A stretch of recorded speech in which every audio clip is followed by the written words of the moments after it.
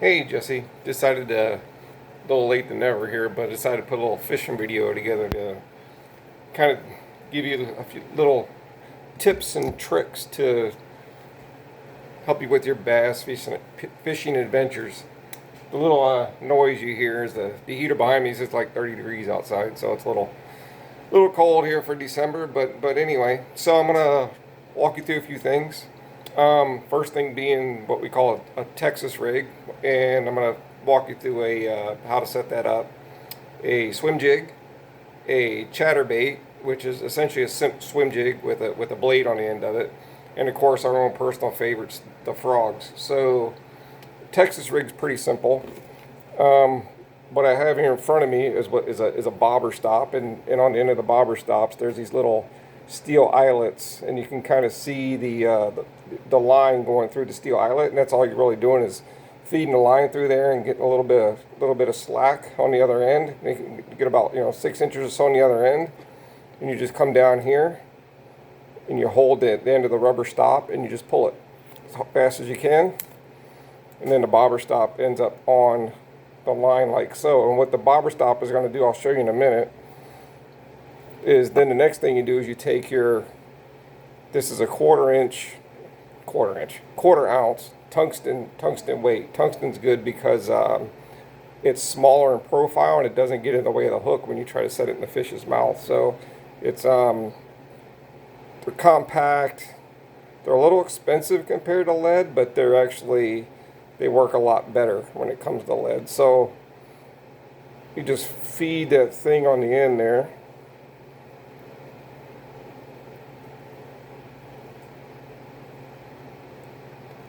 Can't see what I'm doing, but basically, yeah. So then you get you get the bobber stop right there on the end, and you got the weight, and you just take your hook and you're going to tie your hook on like so. And there's no magical knot to this to tie the hook on here. I'm just going to tie it really loose and really basic to kind of show you what we're doing here. So anyway, so now you have your hook and you got your weight, and then you bring your bobber stop down, and it keeps the weight from, well, if you put it on there right there, keeps the weight up against the hooks. That way when it's going over trees and such, the weight isn't down here and it doesn't get hung up on anything. So, and then what you're going to do is you're going to take your plastic. In this case, this is a 4-inch Strike King Rage Tail craw, and this is called summer craw color. It's a green chartreuse. And you're just going to take the end of this guy from the front, poke it through the nose about that far, maybe a quarter of an inch. Pull it through. Then there's hook keepers at the top of this hook. And so then you just push him up over those hook stops, like so. Swing him around. And on this bait, there's ribs on the bottom. That's really, I got it backwards, but anyway. So, but you'll see the ribs. So then you just poke her in the body right here until that hook is just underneath the skin. And you can kind of see maybe the hook poking out there just a little bit, but you want that hook just buried just underneath the skin. And what that does, that keeps it, as it's going through the water and going through weeds, keeps it from getting snagged on anything. And then don't leave that on there, cut that off. I didn't cut it off. But anyway, so that there is a Texas rig. So the hook here, so that's a Texas rig. Bobber stop, quarter-ounce weight. This is a 3/0 3/0 flipping hook, heavy wire hook, so it won't bend, get stuck on anything. It's not going to break. You get a big old 10-pounder on there, it's not going to break the hook. So it's actually called a flipping hook. Flipping is a technique, and a little bit more about that. I'm going to basically look up some videos on YouTube about flipping and pitching, and that will walk you through all that process. But anyway, this is so you can use any plastic with this. This is a craw. This is a beaver style bait, or what they call a creature style bait. Same company makes these Strike King. So cold water, early springtime, water's say less than 70 degrees. I like to, well, the other thing too is the Texas rig, you can use it year round. Heavy weeds, lily pads, logs, anywhere there's stuff. And you just flip it in these little holes there and you kind of let it sit, jig it around a little bit, reel it up, stop it. It's basically a bottom. It comes up and down from the bottom. And usually fish will hit it on the fall, or they'll come and slurp it up from the bottom as it's sitting there. So anyway, that's one technique. And with this one, you want to fish it slow. Typically, it's typically for when the water's cooler. You'll flip it to a spot, let it sink to the bottom, and play around with the retrieve. Lift it up, let it go down. Lift it up, let it go down. Jig it a little bit, reel it up, stop, and see what the fish want that day. Some days I've had it where they'll pick it up right as it's falling. Other times I'll run it, I'll stop it, they'll chase it, and they'll pick it up they'll pick it up as you're reeling it in. You just got to play with different things. But watch videos on flipping and pitching, and that will give you a lot of background on this particular technique. So colder water, I like to use the smaller style bait, and a little bit more and then when it gets warmer, use a little bulkier bait. These are both 4-inch baits, but this one's more of for when the water's cooler, because when the water's cooler, the fish don't swim around as much, they don't chase as much, they're not as aggressive. So smaller, low profile baits, slower presentations get the reaction bites. Whereas when the water's warmer, sometimes they're more active. They want something a little bigger. If they're going to chase something, they're going to want, obviously they're going to want to eat. They want to eat the quarter pound adult, the Big Mac. They're not going to want the kids meal. So they're going to go after this one versus this one.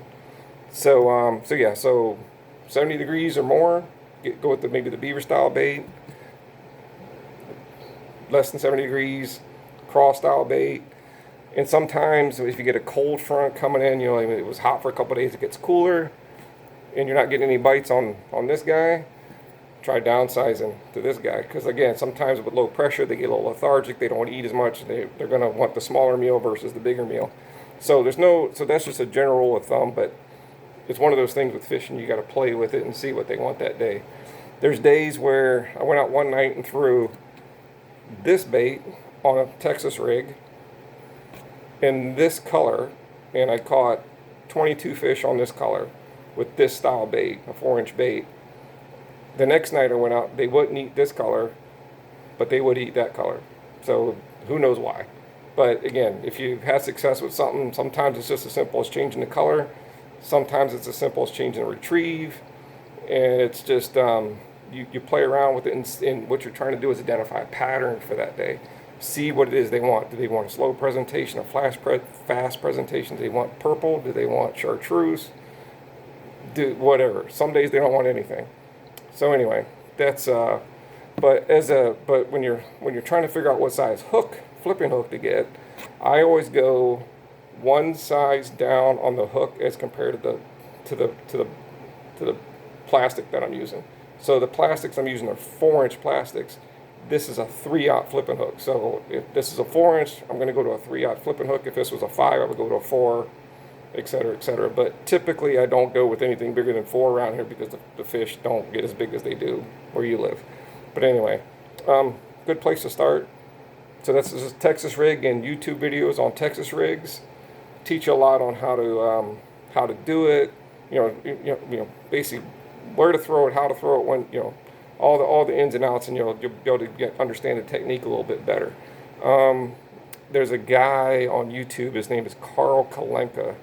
I think it's either Carl or Karl, Kolonka. Otherwise, he also has the extreme bass fishing or something like that. No, Extreme Angler TV on YouTube. He's got a lot of good instructional videos, and he talks a lot about flipping and pitching, and he's got a lot of good stuff out there. Another good guy to watch is Tips from Scott Martin. He's got a lot of good tips and tricks out there on different things. So anyway, Texas rig, okay, pretty simple, more of a finesse type approach versus a power fishing approach. Finesse basically means slow presentation. You're letting it sit. You're gonna pop it. You're gonna jig it. You're gonna move it around. a little bit. You're not going to be real aggressive with it. Whereas power fishing is anything you're casting out there and you're swimming back. You know, a crankbait, chatterbait, which I'm going to show you, swim jig, which I'm going to show you. Those are all what they call power fishing. When the water's warmer, fish are more aggressive. When the water's colder and the fish are lethargic or cold pressure, low pressure situations, like I said, you had a few warm days, now it's cold. You're gonna go to more of a finesse technique like a Texas rig. So yeah. So now the next thing. This is a 3/8 ounce chatterbait. It's called chatterbait. So it's got this little blade on the end. As it goes through the water, it moves up and down and creates a chatter, and you can actually feel it when you're reeling it. You can go through the water. Again, YouTube's on chatterbait. It's also called a bladed jig because it's a jig with a blade on it. Okay. One thing about colors. Okay, you're probably going to be fishing, if you're fishing darker, dirty, stained water, darker colors. Okay, purple, chartreuse with the green, blue, black. Those three colors. If you have no other colors, go with those three. Primarily, you can always go with different colors. You can find other things that work, but if you have those three, you can't go wrong. If I don't get a bite on anything else, I go with purple. Purple is like the default go-to when things just aren't going very well. It's slow. Things don't want to bite. Purple tends to outperform all the other colors that I've used. So anyway, you're fishing those dirty waters. There's where you can't really see more than a foot down. You're going to want to go darker colors. Otherwise, if you have clear water, more natural colors, greens, browns, etc. But I don't think you're going to have that problem where you're at. So anyway, so the chatterbait, again, 3/8 of an ounce chatterbait, comes with different the skirt. So typically, what you want to do with a chatterbait is you're just going to tie it on. You're going to cast it out. You're going to reel it back. Cast it out, reel it back. Different speeds. Maybe you go a little faster, a little slower, but but this is really for windy conditions where it's a little windy, a little chop on the water, flat water. Don't use this on flat water. If it's flat, calm, don't use this. You want a little ripple to the water at least. If water's a little choppy, even better. And then these are designed to be made with a trailer. This is also could be called a trailer for a swim jig, a chatterbait, etc. So again, same rule of thumb applies as a Texas rig. Cold water, I'm going to go with a smaller profile bait. Warmer water, I might go with a bigger profile bait, but I might play with it. I might start out here, see if they're biting anything here. If they're not biting this, then I might upsize, or and vice versa. If I'm going to start here and they're not biting it, then maybe I'll downsize. But the key to this is matching the chatterbait color with the trailer. Okay, obviously these two go together, right? Whereas purple and yellow don't really go together. So you want to match it up. So this is real easy. You're just basically just flipping her upside down. Again, you might be able to see that little groove on the bottom right there. That's the bottom. So you're just going to want to start with the top. Just thread her down here as straight as you, and in the center as most you can. This one's a little beat up, so it's a little bit more challenging. But anyway, and then once you get it to a good point there, you'll be able to just poke it through the body right there. Feed her up, and then get the skirt untangled from underneath of it. Okay, and there, that's what you got. So this is gonna kick around in the water as you're reeling it in. This is gonna chatter, and again, same color rules apply. Darker colors for darker water, but also these blades come in. You can see that one's copper, and they come in silver. But with dirty, stained water, like I think you're going to be experiencing more than anything, just like I am here, gold blade is preferable over silver blade. Don't ask me why. They just for some reason it works better. It's more natural. Anyway, so this one, same kind of thing. You're going to want, another rule of thumb is look for, again, weeds. Not brown weeds, because when there's brown weeds, there's no oxygen. There's no oxygen. Fish don't want to be where somewhere there's no oxygen, just like people. So Yeah, if you got little, green weeds and they're not, this will go through a fairly thick weeds, but not, it just depends on how they're spaced out there. But what you want to look for is pockets in the weeds, or places like maybe where it's really thick, but then it's not as thick. Throw it through there, and sometimes you can put your rod tip up to keep it closer to the top of the weeds versus in the bottom of the weeds. And a lot of times when this thing is, maybe you might feel it getting hung, you just pop the rod. It'll pop through and it'll keep going, pop it and keep it going. And you just have to experiment with it. I mean, sometimes you're going to get a bunch of weeds on there and take it out, but as you play with it, you'll understand. But doesn't have to be a lot of weeds, just as long as there's weeds. If there's no weeds around, typically speaking, the fish live in the weeds because they're hiding, because they want to hide from their food as they ambush it, right?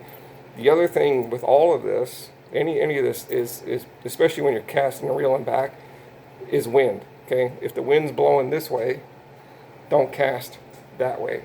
Don't cast with the wind, because what's going to happen is the fish are going to be facing the direction the wind's blowing, because that's blowing the food towards them. So they're going to be sitting there in ambush positions, weeds, rocks, logs, whatever, waiting for the wind to bring that food by, and then they're going to come eat it. If you're casting this way, the fish is facing this way. As you're reeling back, they don't know it's there because they're looking the other way. So you can cast perpendicular to the wind. So if the wind's blowing right to left, you can cast perpendicular, more not at a straight 90, but more of an angle to that wind as that wind's coming this way. Okay, but again, don't do the opposite on this way. When you're casting and retrieving, right? You're casting and retrieving. Just do what they call fan casting. As long as you're in the same direction as the wind. Start at 9 o'clock, 10 o'clock, 11 o'clock, 12 o'clock, until you get to a point where it doesn't make any sense to cast that way because of the wind direction, right? And then work your way back the other way. And then dissect areas that way. And then see, and then once you start catching fish, you'll start noticing a pattern. Okay, they're sitting in the real light stuff. They're sitting on the edge of the weeds, or they're sitting closer to the shore.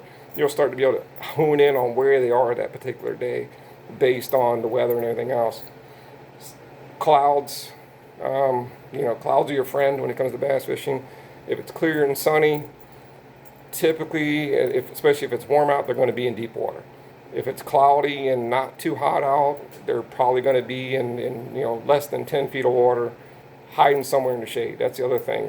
Look for shade. Wherever there's sun, they're probably, if it's cooler out, they may be in the more sunny areas. The hotter it is, they're going to be in the they're not going to be in the sun. They're going to be in the shady areas. When you think of fish are just like people. When it's hot, they want to be cool, and vice versa, right? And they also want to be where there's most oxygen. So again, they like and where the food's going to be. So the wind direction, the water temperature, all that kind of stuff factors into play. But anyway, just take the area you're going to and find the things that fit all that stuff the best, and you're probably going to find them. Some days they're going to be places that are just, you just get befuddled. But anyway, that's so again, that's a chatterbait. This is a 3/8 ounce chatterbait. So it's caught a ton of fish on this over the years. The next thing, which is very similar to this, is a swim jig. So the only difference between this and the chatterbait is it doesn't have the blade on it, right? Which sometimes, being a fish, they don't want all the noise, okay? Because that works really good in really dirty water, because what that chattering does, well, it gives a little flash from the blade, but that chatter, when they can't see really well, they have something called dorsal something. Anyway, they got some sensors on the side of them, something on the side where they can sense the vibration. They're lateral fins, lateral dorsal something else. Anyway, and they sense the vibration, and then they can hone in on where the food is, and they go chase it. They go find it, right? Because it's usually close by. So so in clear water or no wind, that's why you need a little bit of wind and dirtier water and weeds and all that, because they're relying more on their sense of vibration than they are what they're actually seeing, and they're more likely to go attack it because they're convinced it's food. Same thing applies with the this is 3/8 ounce swim jig. Basically fish it the same way as the other thing. Match your trailers the same way. Some days they're going to want the vibration that comes with this. Some days they're not going to want the vibration that comes with this. This has got a little rattle in it, so it's very subtle, right? And then again, the trailer just has to match the bait. Some days, again, if they're, play around with it, they might want the more compact trailer, such as the craw, or they might want something a little bit bigger, like the beaver or creature style bait. So you just have to play around. But the key to this is, regardless of which one you use, make sure the color complements what you have here. And again, green and black, yellow black, those tend to work best in dirty water. Blue black, you know what I mean? All those, again, purple, chartreuse, which is like a bright yellow, and blue black. Can't go wrong in dirty water. You just gotta stay with it and experiment around. You might find some magical color that works really well for you, but as a rule, don't go crazy buying 30 million different colors. Focus on those three, and you'll be in good shape. Trust me. Again, same rules apply. Need some weeds around. Not necessarily, you like a little bit of chop, but you don't have a lot of chop. This is good for, I've even fished this through like sparse lily pads. There's lily pads out there and there's holes in it. Fish it through those holes. And the other thing you can do with this is you can actually swim it, stop it, let it sink. Swim it, stop it, let it sink. But again, watch YouTube videos, swim jig. Look up, because, so again, you can look up YouTube videos on swim jig, okay, bass fishing a swim jig, bass fishing a chatterbait, and of course going back and then bass fishing a Texas rig, okay. And they'll those, if you watch those, I mean, there's a lot of different, I won't say opinions. The fundamentals are the same. The fundamentals for all of it are pretty much the same, but there's each guy has a little different insight on different things that work for them. But if you stick to the what you learn and know what they're telling you with what I'm telling you in terms of the colors and that type of thing, you're going to catch fish. So, and then of course the last one, our personal favorite, frogs. Okay, so here's a frog I just took out of a box, brand new frog. Forgot it was here. Anyway, so notice the skirt and how long the skirt is. The problem with the skirt being that long is, imagine it in the water, right? So it's, that skirt is in the water and it's that long, right? So what's going to happen, fish, the bass typically are going to, when they're chasing a frog, they're chasing it from behind. And with that skirt being that long, what they'll typically do, because this is going to be floating on top of the water, they're going to come up and they're going to come attack it. And a lot of times they'll come down on the back of the skirt. And of course the hooks are up here, so you can you see what's going on here. They're going to miss the hooks, and that's what happens. That's called a short strike. They'll come up and they'll do this. You see a big blow up, and then you'll go to set the hook, and there's nothing there, and that's why. So what I do, before I even put it on a rod, I'll take it out of the box and I'll trim the skirt. This one's obviously been used up a little bit, but there's about 4 inches of skirt right here, and I got probably a little too much. I got about 2 inches of skirt, so I'm taking off probably close to half of the skirt. And trust me, this works a lot better than this. You're going to miss a lot of fish like this. You're not going to miss as many fish with this. You're still going to miss them because smaller fish blowing up on these bigger frogs, they're going to miss because they're just too small. But when the bigger fish blow up on it, he might miss. This one's going to end up in his mouth, and it's going to end up where you are, and that's obviously what you're looking for. So the nice thing about frogs, when you're fishing a frog, I mean, it doesn't matter how thick the weeds are or anything else. Obviously, don't get stuck on anything. But a couple things. One is when I'm fishing it through any kind of weeds, and I'm fishing, all of a sudden there's a hole, right? So say there's a hole 3 feet in front of me. You're going to get to the hole, okay? It comes out, now here's the front of the hole, right? So when I get to the front edge of that hole, poof, I'm gonna stop it. I'm just gonna let it sit there for 2-3 seconds. Then I'll get it, start to reel a little bit, gets in the middle, I'll let it sit there, a few seconds, gets to the other edge, a few more seconds, and I'll just keep reeling it up. But always stop it before the edge of the hole, in the hole, and on the other side of the hole.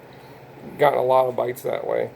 So, you know, these, again, you got to experiment with retrieve speed. And a lot of times, what I like to do is I like to be real erratic, reel it up a little bit, stop it, reel it up a little bit, stop it, let it sit long, don't let it sit long. You just got to play with it. Again, watch videos on frog fishing.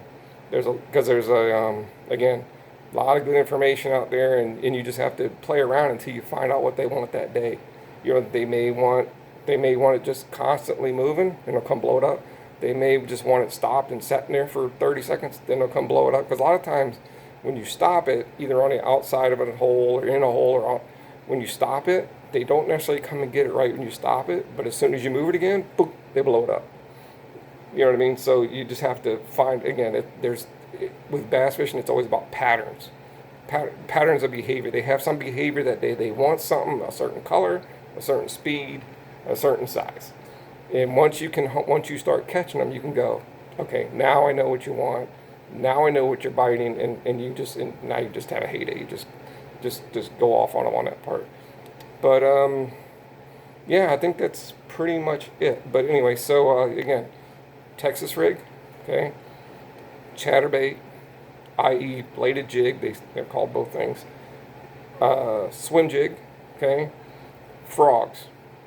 Those 4 things, if you have those 4 things with you when you're bass fishing, you're gonna catch fish. You just have to stay at it, experiment, and you'll figure it out. You'll figure it out sooner than you think. The other thing is equipment. Now, you don't have to go out and invest in any new equipment, but and you obviously know this is a bait casting reel. I always fish with bait casting reels when I'm bass fishing because one, they just have so much more drag with them. It's easier to fight the fish, easier to get them back to you, and they just have a lot more power than like an open face bait, or what they call it's not a spin but it's a spinning reel. Okay, the Zebcos where you push the button and you cast them, those are spin cast. Bait caster, and then the ones where you get the bail that you flip open and cast and then shut the bail, that's a spin caster. Spin casting's fine for initially, but if you ever want to invest in a bait casting setup, don't go out and spend a bunch of crazy money. You can go to Walmart, you can get one for, I've seen them in there for $45-50 in the springtime. You know, rod and reel, and there's nothing wrong with them. They'll just fine. They'll last you, you know, who knows how long. Depends on how long you use, how much you use them, and how many fish you catch. But it's more than enough. It's more than good enough to get started. But look at the rod. Let me grab one real quick.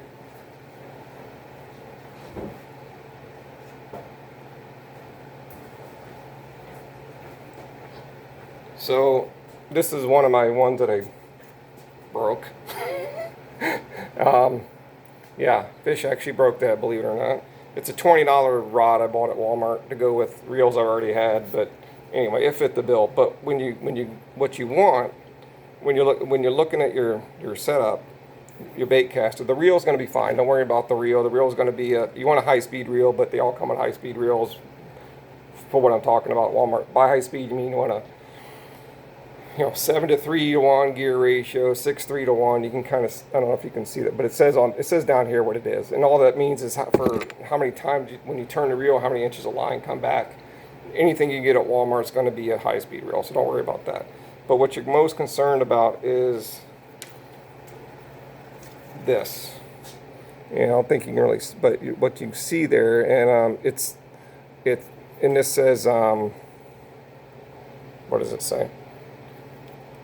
It's a 6'6" medium heavy action. Okay, so what you want is at least a 6'6", up to say 7 foot. The only reason I say up to 7 foot is because it's anything over 7 foot's a little hard to tow it around in the car and everything else. But 6'6" is almost perfect. It's a nice kind of universal kind of setup that lets you do all the stuff I just talked about. You can catch plenty of fish on it. Medium action means it's stiff enough where you can set the hook really hard from a long distance, especially when you're frog fishing. Little longer rod comes in handy when you're farther away. But again, as a rule, 6 foot to 7 foot, medium heavy, you're in good shape. And yeah, and then your bait casting reel that goes with it, right? So you know, in a perfect world, that's the equipment. If you ever get a bait caster, there's some tricks to setting up the bait casters, and I won't go into all the details, but if you get one, let me know and I can show you how to set it up. It's really simple.